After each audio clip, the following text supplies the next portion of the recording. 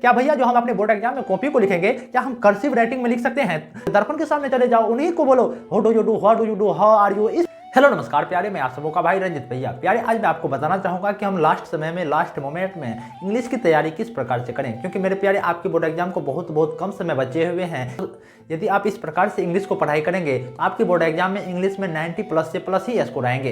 तो मेरे प्यारे यदि आप भी चाहते हैं कि मेरे भी इंग्लिश में बेहतर से बेहतर रिजल्ट आए तो आपको यह वीडियो लास्ट तक देखना होगा, क्योंकि आज मैं बताना चाहूँगा कि हम जो है ना कि लास्ट मोमेंट में या लास्ट समय में किस प्रकार से हम इंग्लिश की तैयारी करें। क्योंकि आप भी सोचते होंगे कि मेरा इंग्लिश का तैयारी अभी कुछ भी नहीं हुआ है, किस प्रकार से हम लास्ट मोमेंट में इंग्लिश की तैयारी करें। देखो मेरे प्यारे, यदि आप चाहते हो कि हम इंग्लिश की अच्छी पकड़ बनाएं, इंग्लिश का हमारे बोर्ड एग्जाम में बेहतर से बेहतर रिजल्ट आए, तो आपको किन किन बातों का ध्यान रखना होगा। देखो आपको जो है ना इस वीडियो में मैं आपको 7 से 8 बातें बताऊंगा। यदि आप इस बातों को फॉलो करते हो तो आपके बोर्ड एग्जाम में बेहतर से बेहतर रिजल्ट आ जाएगा। देखो मेरे प्यारे, सबसे पहले आप क्या करोगे, यदि आप चाहते हो कि हम इंग्लिश में हमारा बेहतर रिजल्ट हो तो सबसे पहले आप यह करो कि हमें इंग्लिश का एक बार सिलेबस को उल्टानी है। और सिलेबस को उल्टाने के बाद आप क्या करो, आप यह देखो कि हमारे किस पार्ट से कितना ज़्यादा ऑब्जेक्टिव, कितना ज़्यादा सब्जेक्टिव पूछा जाता है, किस चैप्टर से मैक्सिमम ऑफ नंबर के क्वेश्चन पूछे जाते हैं। मैं यह बताना चाह रहा हूँ मेरे प्यारे। सबसे पहले आप क्या करोगे कि इंग्लिश उल्टाओगे।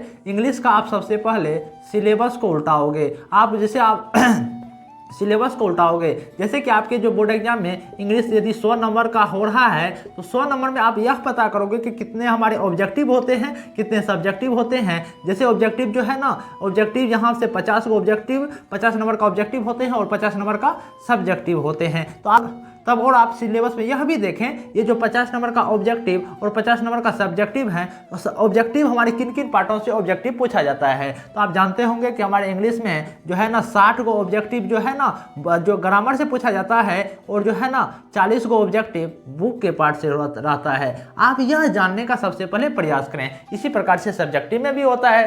तो यह मैं यह बताना चाह रहा हूँ कि जैसे कि आप यदि चाहते हैं कि मेरे लास्ट समय में इंग्लिश की तैयारी बेहतर हो सके तो आप सबसे पहले क्या करेंगे कि सिलेबस का विश्लेषण करेंगे कि किस पार्ट से कितने नंबर का क्वेश्चन पूछा जाता है। साथ ही साथ आप क्या करेंगे मेरे प्यारे, और साथ ही साथ जो है ना सिलेबस के विश्लेषण के बारे में जानने के बाद आप क्या करोगे, ग्रामर के पोर्शन पर ज़्यादा समय दोगे। क्योंकि आप जानते होंगे कि हमारी ये जो इंग्लिश का पार्ट है ना, ये इंग्लिश के पार्ट में ऑब्जेक्टिव पार्ट से 60 नंबर के ऑब्जेक्टिव ही पूछे जाते हैं। यदि मानकर चलो कि आपका ऑब्जेक्टिव 50 नंबर का रहता है ना, 50 नंबर में जो है ना 100 ऑब्जेक्टिव पूछा जाता है, जिसमें मेरे को 50 जो बनाना होता है, 100 ऑब्जेक्टिव में जो है ना 60 को ऑब्जेक्टिव जो है ना ये ग्रामर के पार्ट से पूछा जाता है। इसीलिए आप क्या करोगे, यदि आप लास्ट मोमेंट में अच्छा इंग्लिश में पकड़ बनाना चाहते हो तो ग्रामर पर ज़्यादा रिवीजन करोगे। और यदि आपका रिवीजन ग्रामर पर अच्छा पकड़ नहीं है तो हो सकता है कि थोड़ा आपका रिजल्ट खराब भी हो जाए। लेकिन मेरे प्यारे, मैं आपको बताना चाहूँगा कि हमारे दोगुना ऑब्जेक्टिव पूछने की वजह से आपको जो है ना उतना ज़्यादा प्रॉब्लम नहीं होगा। यदि आप ये 60 ऑब्जेक्टिव में बस जो है ना 20-25 को ऑब्जेक्टिव भी बना देते हो, और बुक के पार्ट से 40 को ऑब्जेक्टिव जो है ना 40 में आप जो है ना वैसे आंखों मुनकर जो है ना 25 से 30 को बना ही दोगे, क्योंकि ये बुक के पार्ट से ऑब्जेक्टिव जो है ना थोड़ा हल्का होता है, ठीक ना। तो आप कह सकते हो कि उतना ज़्यादा ग्रामर पर ज़्यादा फोकस नहीं करोगे ना, आप यह प्रयास करो कि ग्रामर के उन टॉपिक को पढ़ो जो मैक्सिमम नंबर के जिससे प्रश्न पूछे जाते हैं, ठीक ना। मैं यह बताना चाह रहा हूं। तो आप क्या करोगे, सबसे पहले सिलेबस के विश्लेषण के बारे में जानोगे। साथ ही साथ आप क्या करोगे कि ग्रामर के पर ज्यादा से ज्यादा रिवीजन करोगे, उन टॉपिक को रिवीजन करोगे जो मैक्सिमम नंबर के जिनसे प्रश्न पूछे जाते हैं। साथ ही साथ मेरे प्यारे, ये लास्ट समय है, लास्ट समय में आपको क्या करना है कि आपको टाइम मैनेजमेंट को लेकर चलना है। अभी से क्या करना है मेरे प्यारे, आपको टाइम मैनेजमेंट को लेकर चलना है। मैं मानता हूं कि क्लास 10 के यदि आप छात्र होंगे तो क्लास 10 में तो बिहार बोर्ड के छात्रों के लिए तो ये मार्क नहीं जुड़ता है, लेकिन क्लास 12 वालों के लिए ये मार्क 100 नंबर जुड़ता है। इसीलिए अभी यदि आप क्लास 10 में भी है ना तो आप अभी से इनको ये बातों को ध्यान दें, जिससे कि आपका क्लास 12 में बेहतर नंबर आ जाएगा। और यदि आप क्लास 12 के छात्र हैं तो आप बेहतर रूप से देखिए ही देखिए, ये लास्ट मोमेंट है। और आप क्या करोगे कि अभी से टाइम मैनेजमेंट पर फोकस करना है। यदि आपके बोर्ड एग्जाम को 1 से 1.5 महीने बचे हुए हैं ना, तो ये लास्ट समय में आप क्या करोगे कि आपको टाइम मैनेजमेंट को लेकर चलना है। आपको सबसे पहले यह पता होनी चाहिए कि आपके बोर्ड एग्जाम कितने घंटे के होते हैं, और अभी से आप टेस्ट भी लगाना शुरू कर सकते हैं। मॉक टेस्ट लगाइए, जितने घंटे के आपका एग्जाम होते हैं ना उतने ही घंटे का मॉक टेस्ट लगा सकते हैं, जिससे यह होगा कि आपका टाइम मैनेजमेंट पर पकड़ हो पाएगा। आप जो है ना अपने एग्जामिनेशन हॉल में ज़्यादातर समय कह सकते हो कि एग्जाम के क्वेश्चन पर नहीं देंगे, मतलब जो है ना एग्जाम से पहले ही आप हर एक क्वेश्चन को सॉल्व करने लेने का प्रयास कीजिए, मैं यह बताना चाह रहा हूँ, ठीक ना। अभी से यदि आप टाइम मैनेजमेंट पर काम करोगे तो आप अपने एग्जामिनेशन हॉल में बेहतर से बेहतर लिखोगे और आपके बोर्ड एग्जाम में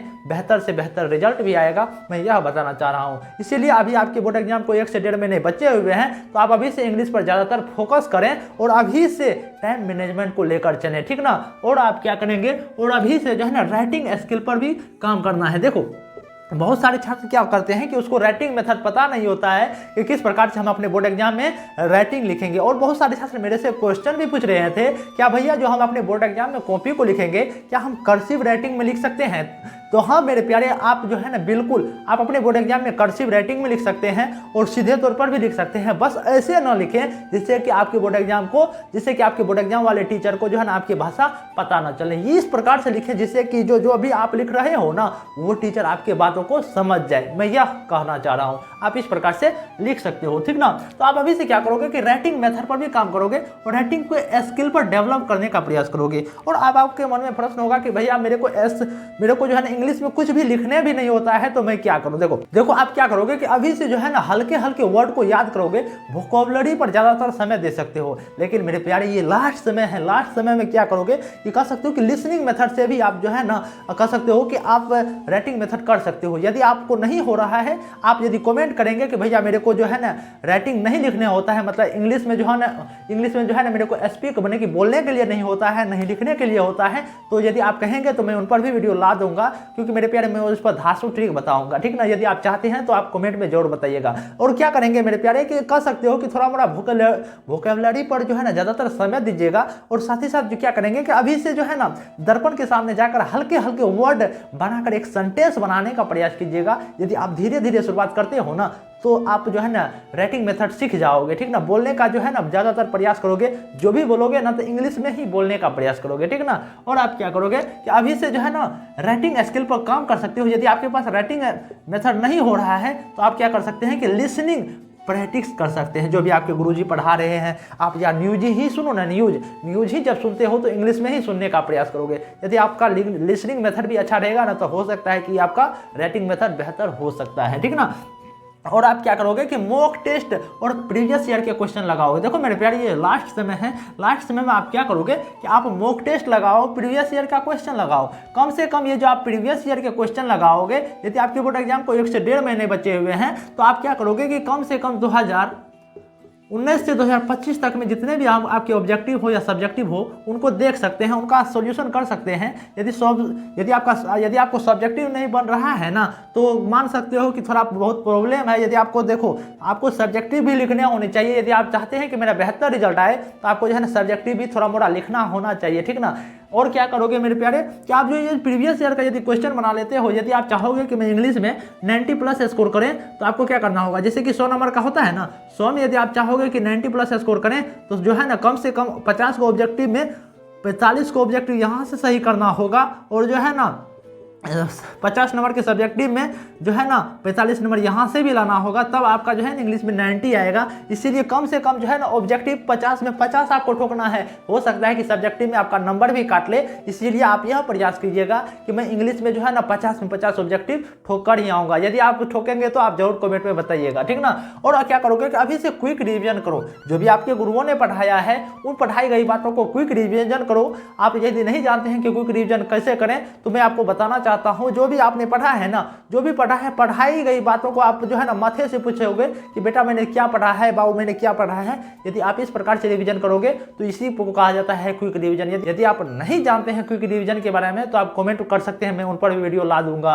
और आप क्या कर सकते हैं मेरे प्यारे कि क्विक रिवीजन करें और क्विक रिवीजन टेक्निक का यूज करके जो है ना पढ़ाई कर सकते हैं, क्योंकि ये लास्ट मोमेंट है। लास्ट मोमेंट में यदि आप चाहेंगे कि इंग्लिश की बेहतर तैयारी करें तो आपको थोड़ा मोड़ा क्विक रिवीजन करना है, क्योंकि ये लास्ट समय है। और जो है ना अभी से मैंने आपको बताया कि स्पीक इंग्लिश यानी कि इंग्लिश में थोड़ा थोड़ा बोलने का प्रयास करना है। नहीं हो रहा है ना, गलते बोलो नहीं, जैसे कि किसके सामने बोलोगे, दर्पण के सामने चले जाओ, उन्हीं को बोलो what do you do, what do you do, how are you. इस प्रकार से थोड़ा मोड़ा कह सकते हो कि हल्के हल्के वर्ड लेकर एक सेंटेंस बनाना है। यदि आप धीरे धीरे ऐसे शुरुआत करोगे तो जो है ना आप बोल सकते हो। लेकिन मेरे प्यारे मैं आपको कहना चाहूँगा ये लास्ट समय है, ये लास्ट समय में जो है ना आपको ये स्पीक इन इंग्लिश नहीं करनी है। और कौन सी बात नहीं कर सकते हो, और यही ठो नहीं कर सकते हो, और सब बातें आप करिएगा। क्विक रिवीजन जरूर कीजिएगा, मॉक टेस्ट जरूर लगाइएगा, लिसनिंग मेथड पर भी आप काम कर सकते हैं। इस पर थोड़ा कमो कीजिएगा ना अभी, क्योंकि अभी आपके बोर्ड एग्जाम बहुत कम ही दिन बचे हुए हैं, इसीलिए मैंने बोला।